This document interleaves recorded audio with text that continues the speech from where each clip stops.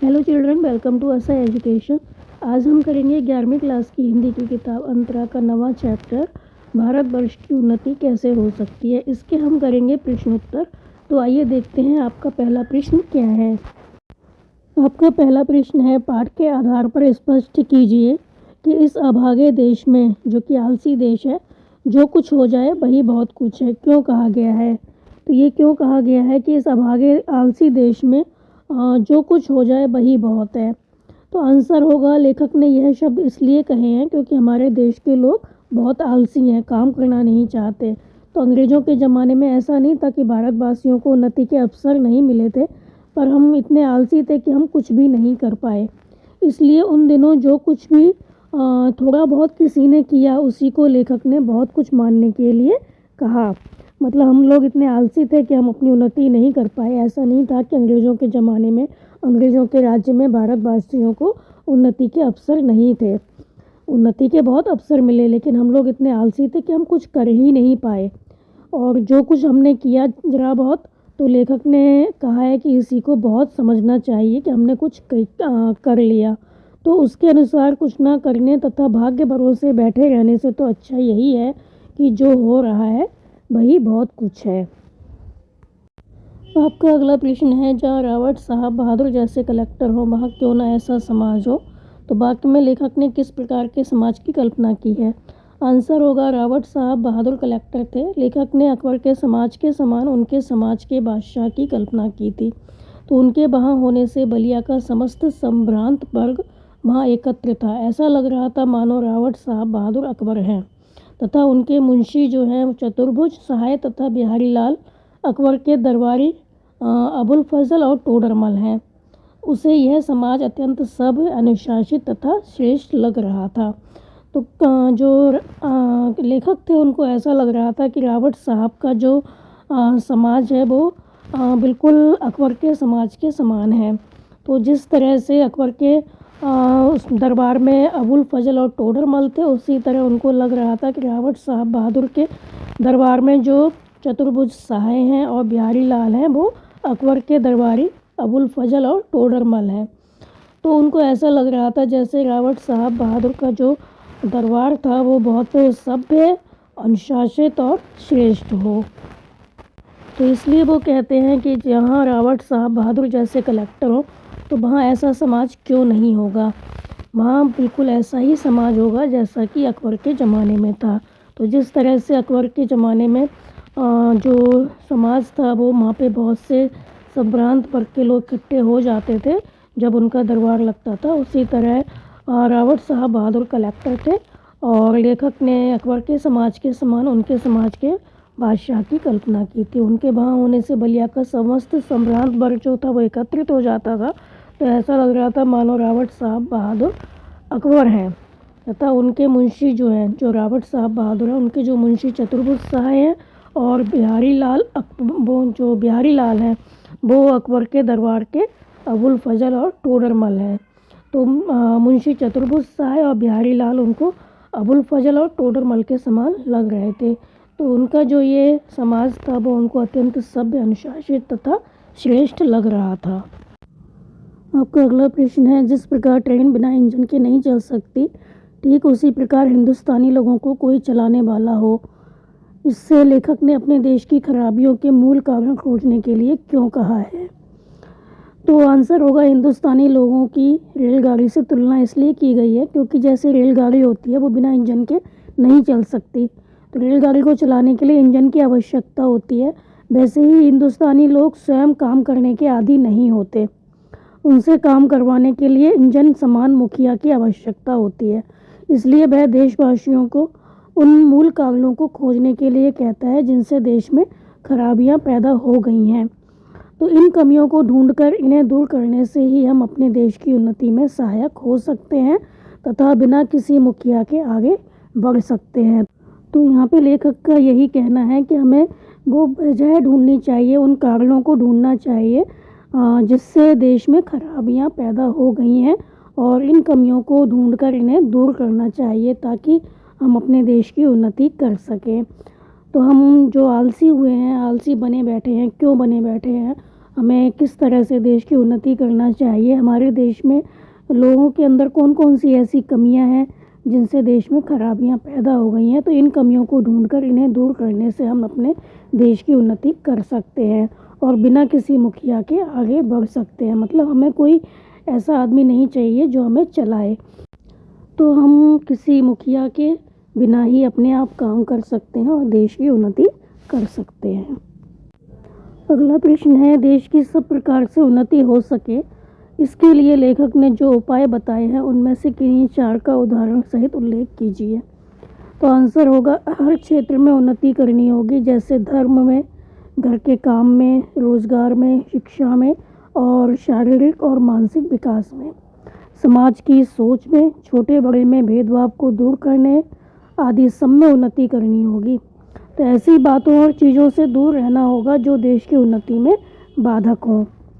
अपने अंदर की कमियों को पहचान कर उसे पूरी आंतरिक शक्ति लगाकर दूर करना चाहिए। हमें देखना चाहिए कि हमारे अंदर कौन कौन सी कमियां हैं और उनको दूर करना चाहिए।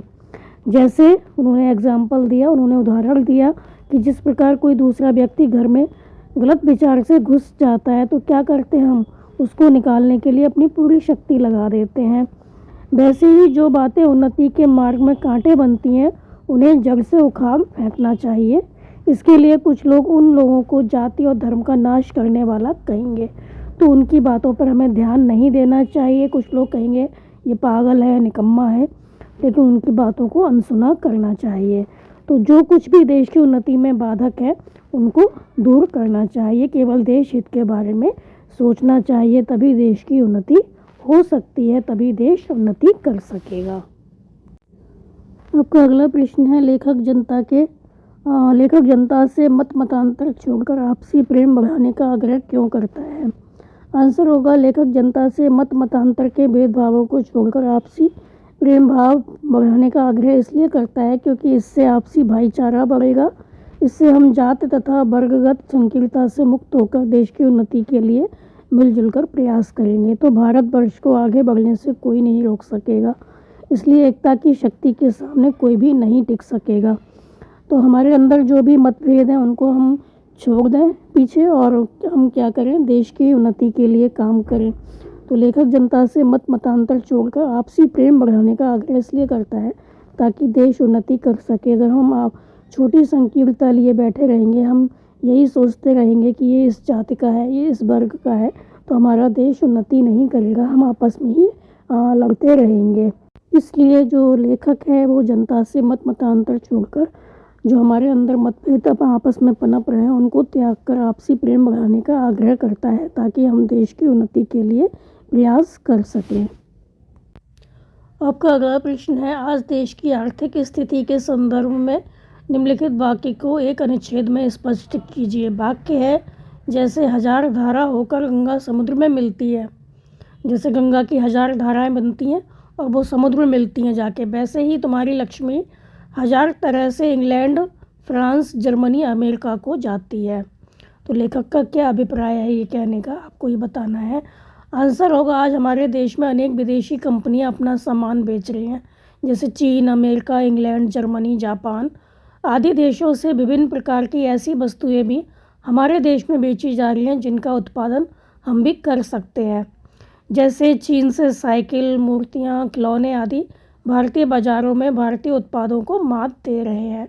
इससे हमारे देश का धन क्या होता है, दूसरे देशों में जाता है, विदेश में जाता है, और इससे हमारी आर्थिक स्थिति तो कमज़ोर होती ही है, हमारे उद्योग जगत पर भी विपरीत प्रभाव पड़ता है। इसलिए हमें अपनी लक्ष्मी को अपने ही देश में रोकने के उपाय करने चाहिए। तो हमें भी अपने देश में इस तरह की जो चीज़ें हैं, अच्छी क्वालिटी की चीज़ें बनानी चाहिए ताकि हमारे देश का धन हमारे देश में रहे और दूसरे देशों में ना जाए। तो लेखक का यहाँ पे कहने का अभिप्राय यही है कि जो सामान हम अपने देश में दूसरे देशों से मंगाते हैं उसे दूसरे देशों में से ना मंगाकर हमें अपने देश में ही उस सामान को बनाना चाहिए ताकि हमारा जो धन है वो दूसरे देशों में ना जाए, हमारी आर्थिक स्थिति क्या होगा, इससे मजबूत होगी। आपका अगला प्रश्न है, आपके विचार से देश की उन्नति किस प्रकार संभव है, कोई 4 उदाहरण तर्क सहित दीजिए। आंसर होगा देश की उन्नति के लिए हमें आलस्य त्याग देना चाहिए, क्योंकि इसी के कारण हम निकम्मे बने हुए हैं, क्योंकि हमारे अंदर आलस्य बहुत है, हम काम करना नहीं चाहते, तो हमें आलस्य त्याग देना चाहिए। हमें समय का मूल्य पहचान कर देश की तरक्की के लिए जी जान से लग जाना चाहिए। अगला है, हमें मिलजुल कर कार्य करना चाहिए ताकि हम अपने साथ साथ अन्य लोगों का विकास कर सकें। इससे क्या होगा, देश और समाज दोनों का विकास होगा। अगला है, देश में शिक्षा का प्रसार करना चाहिए। जहाँ शिक्षा है वहाँ विकास के मार्ग खुल जाते हैं, इसलिए प्रयास करना चाहिए कि देश में कोई अशिक्षित ना रहे, सभी लोग शिक्षित हों। अगला है, हमें जनसंख्या पर नियंत्रण रखना होगा, कंट्रोल करना होगा जनसंख्या पर। हमारे देश के साधन आबादी के कारण जल्दी समाप्त हो जाएंगे और हमें दूसरे देशों पर निर्भर होना पड़ेगा, इसलिए हमें क्या करना होगा, जनसंख्या पर नियंत्रण करना होगा। तो हमें आलस्य त्यागना चाहिए, मिलजुल कर काम करना चाहिए, शिक्षा का प्रसार करना चाहिए और जनसंख्या पर कंट्रोल करना चाहिए। आपका अगला प्रश्न है, भाषण की किन्हीं 4 विशेषताओं का उल्लेख कीजिए और उदाहरण देकर सिद्ध कीजिए कि पाठ भारतवर्ष की उन्नति कैसे हो सकती है एक भाषण है। तो भाषण की कौन कौन सी विशेषताएं होती हैं। नंबर 1 है संबोधनात्मक। तो जो भाषण होता है संबोधन शैली पर आधारित होते हैं। इसका आरंभ ही संबोधन से किया जाता है, तो किसी को संबोधित किया जाता है। स्पष्टता, भाषण में विषय और भाषा की स्पष्टता होनी चाहिए और भाषण देने वाले को पता होना चाहिए कि वह कब किस बात को बोले और किस तरह से सुनने वाले को खुद से जोड़ सके। फिर है रोचकता। तो रोचकता सुनने वाले को बांधे रखती है। तो भाषण कैसा होना चाहिए, रोचक होना चाहिए। वक्ता विभिन्न माध्यम से व्यंग, चुटकुले, आरोपों द्वारा श्रोता को बांधता है। ओजपूर्ण, तो वक्ता को भाषण देते समय उत्साह और प्रेरणादायक शब्दों का प्रयोग करना चाहिए ताकि श्रोता को कुछ सीखने और कुछ करने का अवसर मिले। तो भाषण की क्या विशेषताएं हैं, भाषण संबोधनात्मक होना चाहिए, स्पष्टता होनी चाहिए भाषण में, रोचक होना चाहिए और ओजपूर्ण होना चाहिए। तो ये जो पाठ है भारतवर्ष की उन्नति कैसे हो सकती है, ये एक भाषण है। कैसे सिद्ध होता है, क्योंकि इस पूरे पाठ में लेखक ने भारत की जनता को संबोधित किया है। उन्होंने अपने विभिन्न विचारों से जनता को अवगत कराया है और उन्हें प्रेरणा देने का काम किया है। इसमें उन्होंने भारत के लोगों की कमियां बताई हैं, ब्रिटिश शासन पर व्यंग किया है तथा उनके कार्यों के लिए उनकी सराहना भी की है। तो लोगों को चेताने और सजग करने के उद्देश्य से यह भाषण दिया गया है। इस भाषण में हर उस विषय को रखा गया है जो भारत को किसी न किसी रूप से कमज़ोर बना रहा था। तो ये जो पाठ है वो एक भाषण है, क्योंकि इसमें संबोधन भी किया गया है, स्पष्टता भी है, रोचकता भी है और ओजपूर्ण भी है। तो जो लेखक है उसने भाषण देते समय इस पाठ में जो कुछ लिखा है वो बहुत ही उत्साहपूर्वक लिखा है और प्रेरणा दी है लोगों को कि हमें क्या करना चाहिए। तो हम कह सकते हैं कि भारतवर्ष की उन्नति पाठ जो है वो एक भाषण है।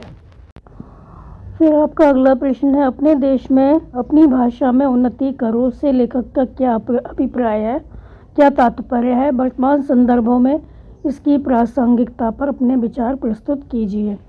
आंसर होगा, हर देश की अपनी राष्ट्रभाषा होती है, तो सरकारी तथा अर्ध सरकारी काम उसी भाषा में किया जाता है। सारा सरकारी और अर्ध सरकारी काम जो होता है अपनी राष्ट्रभाषा में ही किया जाता है। वही शिक्षा का माध्यम भी है। कोई भी देश अपनी भाषा के माध्यम से ही विकास पथ पर अग्रसर होता है। हम अपनी भाषा में अपने विचारों को अच्छी तरह से व्यक्त कर सकते हैं, इसलिए हमें अपने देश की पहचान बनाने के लिए अपनी भाषा की भी उन्नति करनी चाहिए। आज आज़ादी के 70 साल से अधिक होने के बावजूद हिंदी को उचित स्थान नहीं मिल पाया है। इसका एक कारण तो यह है कि यह आज तक पूरे भारत की भाषा नहीं बन पाई है। हमारे देश में ही ऐसे कई राज्य हैं जहाँ पर जो हिंदी भाषा है वो नहीं बोली जाती है। इसका एक कारण तो यह है कि आज तक पूरे भारत में जो हिंदी भाषा है वो राष्ट्रभाषा नहीं बन पाई है। हमारी जो भाषा है राष्ट्रभाषा नहीं बन पाई है। अन्य प्रांतीय भाषाओं के होने के कारण हिंदी भाषा का पूरे राष्ट्र में प्रचार नहीं हो सका है।